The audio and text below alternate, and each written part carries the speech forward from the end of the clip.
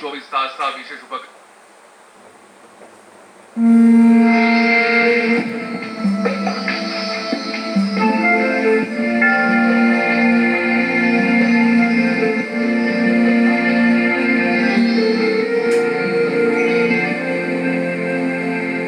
नमस्कार. पासवर्ड आनंदाचा हा कार्यक्रम आपल्या सगळ्यांना आवडतोय. तुमच्या सगळ्यांच्या चांगल्या प्रतिक्रियाही आमच्यापर्यंत पोहोचत आहेत. बरं, हा कार्यक्रम नुसताच आपल्याला आवडतोय असं नाही, तर आपल्या जीवनात उपयोगी पडतोय असंही आपल्याला कळतंय. एक 4 दिवसापूर्वी मला मंगळवेढा तालुक्यातलं, आता गावाचं नाव आठवत नाही, एक सचिन मेटकरी म्हणून आहे, त्या 12वीतल्या मुलाचा फोन आला.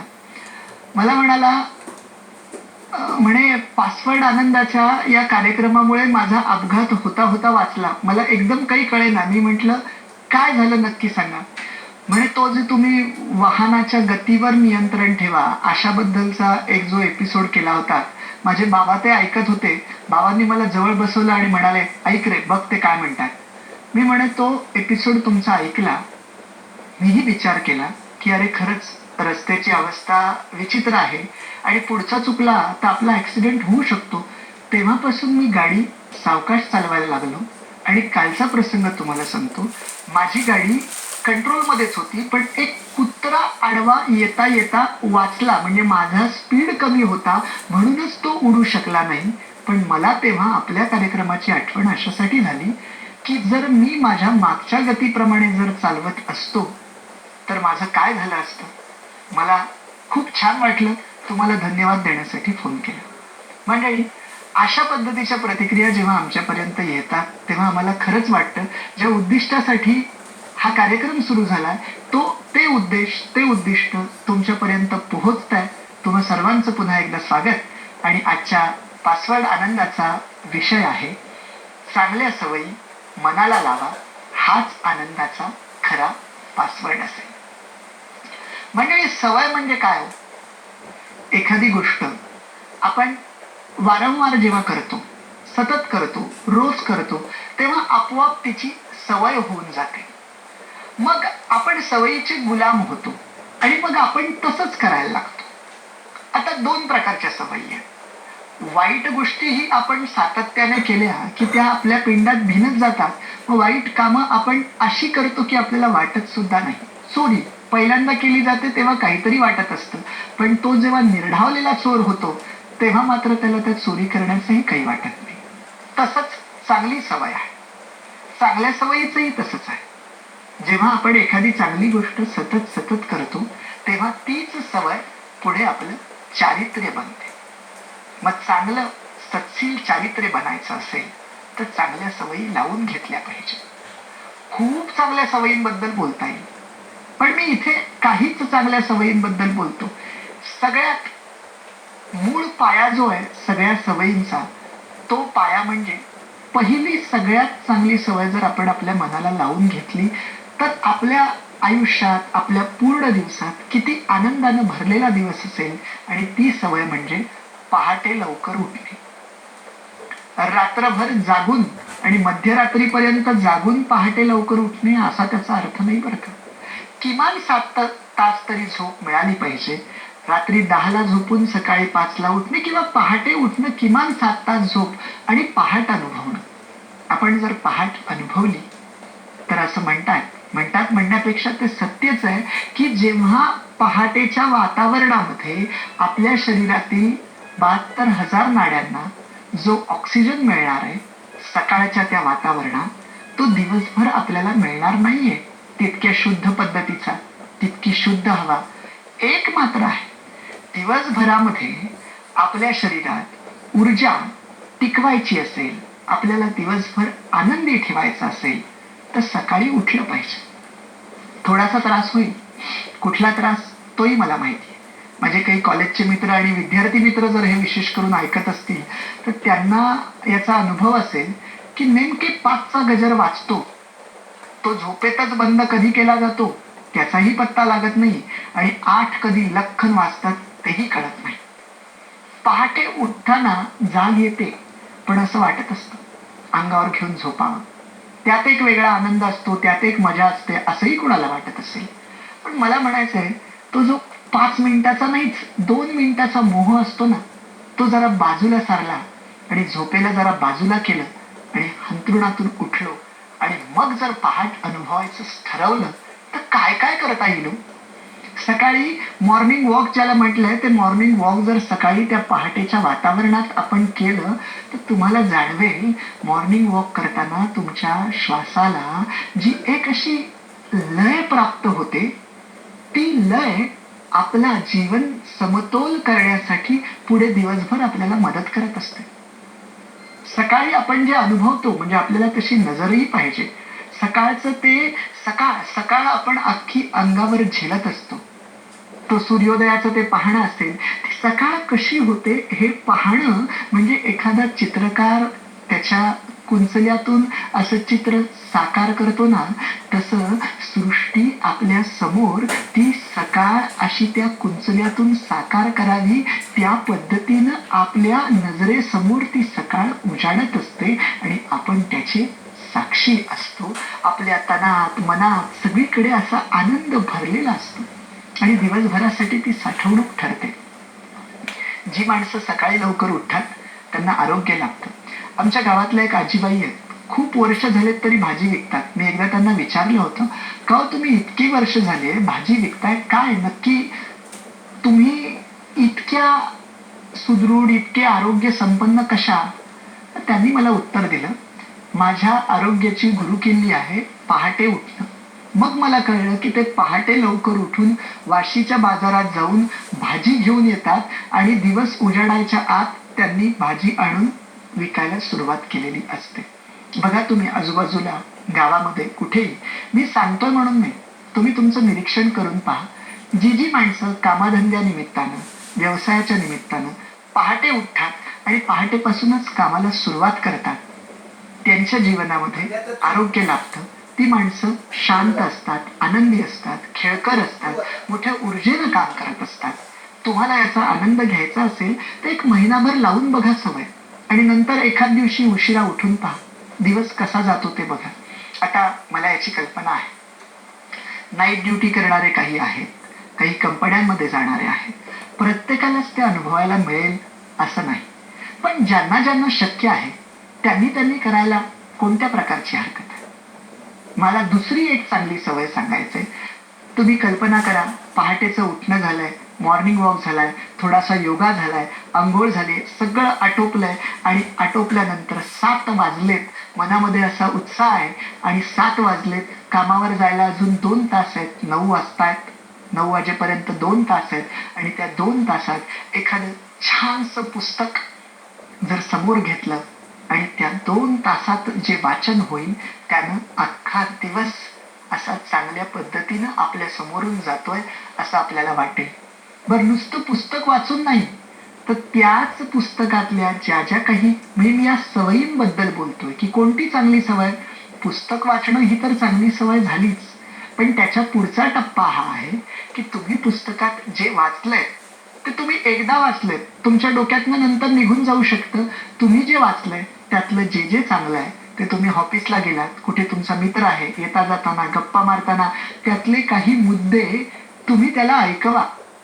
एसटीतून येताना शेजारी कुणी बसला असेल, नुकतीच ओळख झाली, तर बाकी कुठल्या बाष्कळ गप्पा मारण्यापेक्षा जे काही वाचलंय त्यातलं जे काही तुमच्या स्मरणात आहे, जे काही तुम्हाला जीवनात उपयोगी पडावं असं वाटतंय ते तुम्ही त्याला ऐकवा. ही चांगली सवय. मला आता या चांगल्या ऐकवण्याच्या चांगल्या सवयीवरून आठवण झाली, पासवर्ड आनंदाच्या आपल्या या कार्यक्रमाबद्दल काहींच्या प्रतिक्रिया येतात. त्यातली एक, काही जणांची म्हणजे एक प्रतिक्रिया, एक नाही अनेक जणांनी सांगितली, त्यातली कॉमन असलेली ती एक प्रतिक्रिया अशी होती की आम्ही हे जे चांगलं ऐकलंय ते आम्ही इतरांना सांगतो की तुम्ही हा कार्यक्रम पहा. आज हे हे सांगितलं.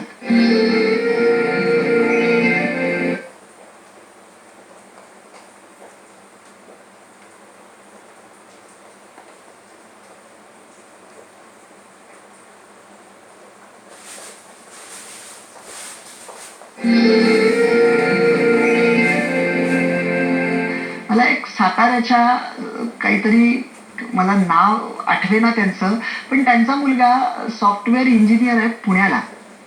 तर त्या मुलाकडे तिथे काही झी 24 तास हे टीव्ही नाहीये, चॅनल त्याला तिथे उपलब्ध होत नाहीये. तर त्याच्या आई त्याला घरी असल्यानंतर तो कार्यक्रम पाहतो. रोज फोनवर जेव्हा ते त्या मुलाशी बोलतात तेव्हा ते त्याला सांगतात की आजच्या एपिसोडमध्ये कशावर झालं, काय सांगितलं गेलं. हे सांगणं ही सुद्धा चांगली सवय आहे की. म्हणजे मी याच कार्यक्रमाबद्दल बोलतोय असं नाही, पण जे जे तुम्ही काही चांगलं ऐकाल ते शेजारच्याला, आजूबाजूच्यांना सांगत जा. तुम्ही म्हणाल कशाला त्यांच्या ज्ञानात भर पाडायची आपण. म्हणजे ज्ञानाचं तसं नसतं. ज्ञानाची भर पाडणं हा प्रकार नाहीये. तुमचं ज्ञान सुद्धा वृद्धिंगत होत असतं. तुमच्या डोक्यामध्ये त्याचा कायमचा साठा राहत असतो. हे सगळं आपण करू शकतो. माझ्या विद्यार्थी मित्रांना तर सांगणं आहे की चांगल्या आणि वाईट सवयी काय करायचं बघा. आपणच आपल्या स्वतःचं चांगलं परीक्षण करू शकतो. एक कागद काढायचा, 2 भाग करायचे पट्टीनं रेषा मारून. एका बाजूला चांगल्या सवयी, एका बाजूला वाईट सवयी. निपक्षपातीपणे आपणच आपलं परीक्षक व्हायचं आणि आपल्या कोणत्या कोणत्या चांगल्या सवयी आहेत त्या डोक्याला ताण देऊन देऊन सगळ्या लिहून काढायच्या आणि कोणत्या कोणत्या वाईट सवयी आपल्याला आहेत. बरं, हा कागद आपल्याला कुणालाही दाखवायचा नाही, त्यामुळे स्वतःला आपण कशाला फसवणार. जे काही सत्य आहे ते आपण या कागदावर उतरवायचं. ज्या ज्या वाईट सवयी आहेत ते आपण एका बाजूला उतरवायच्या आणि दुसऱ्या दिवशीपासून आपण एकेका सवयीला टार्गेट करायचं. त्या वाईट सवयींमधलं ठरवून घ्यायचं की आता याच्यातली पहिली कोणती कमी करायची. ती ठरवली की दुसऱ्या दिवशीपासून आपण त्या प्रयत्नाला सुरुवात करायची की ही वाईट सवय कमी झाली पाहिजे. आणि त्याचे काही मुहूर्त सांगून ठेवतो बघा. नवीन वर्षाची सुरुवात असते किंवा तुमचा वाढदिवस असतो. हे 2 प्रसंग असे असतात ना की नवीन वर्षाच्या सुरुवातीला तुम्ही नवीन काहीतरी संकल्प करायचे असतात. 31 रात्री दारूच्या पार्ट्या करून आणि ज्याला भिंगाणे घालून साजरे करण्यापेक्षा माझं असं म्हणणं आहे जीवनाला दिशा मिळेल ज्याच्यामुळे आपल्याही आणि इतरांच्याही असे संकल्प जर आपण केले आणि विशेष करून आपल्या जीवनातल्या वाईट सवयी जाण्यासाठी हा मुहूर्त आपण निवडला. मान्य आहे मला की एका वर्षात तुमची ती सवय जाईलच असं नाही. एखाद्याला समजा सिगरेट ओढायची सवय आहे, त्यानं नवीन वर्षाला ठरवलं की मला सिगरेट सोडायची. त्या वर्षात ती सवय जाईलच असं समजू नका, गेली तर उत्तम. पण समजा असं झालं की तो अनेक वेळा त्याच्या संकल्पापासून ढासळला, लिहून ठेवायचं किती वेळा ढासळला. त्या वर्षात बुवा त्यानं 20 वेळा त्याला त्याचा संकल्प पाळता नाही आला. पुढच्या वर्षी स्वतःवर लक्ष ठेवायचं. तो 20चा आकडा 10 वर आलेला असेल, 5 वर आलेला असेल, 3 वर आलेला असेल आणि काही वर्षांनी ती सवय गेलेली असेल. असं होतं. ढासळलं तरी सुद्धा मनात नाराज न होता हिकमतीनं प्रयत्न करत राहणं. तुम्ही मुंगी पाहिले का? भिंतीवर चढते. तिच्यासाठी भिंत म्हणजे किती उंच असते. ती उंचावर गेली आणि तिथनं पडली खाली की विचार करा पुन्हा पायथ्यापासून त्या भिंतीच्या टोकापर्यंत यायला तिला किती वेळ लागेल. ती असा विचार नाही करत बसत आता मी काय करू. ती पुन्हा चढायला सुरुवात करते. आपल्या संकल्पांचंही तसंच आहे. आपण ठरवलेल्या गोष्टींचंही तसंच आहे. लगेच त्या तुमच्या आतमध्ये रुजतील, तुमच्या आतमध्ये भिनतील, तुम्हाला ते उपयोगी पडतील असं नाही. एखाद वेळेस, 2 वेळेस, 3 वेळेस, 4 वेळेस तुम्ही ढासळाल. ढासळू द्या, पुन्हा उठा, प्रयत्न करा. अरे जे धावायला लागतात ते पडतात ना, पडले म्हणून काय पडूनच राहायचं. उठा, परत धावा, पडाल. अशी एक वेळ येईल की तुम्ही धावण्याच्या स्पर्धेत पहिले आलेले असाल. प्रयत्न व्हायला पाहिजे.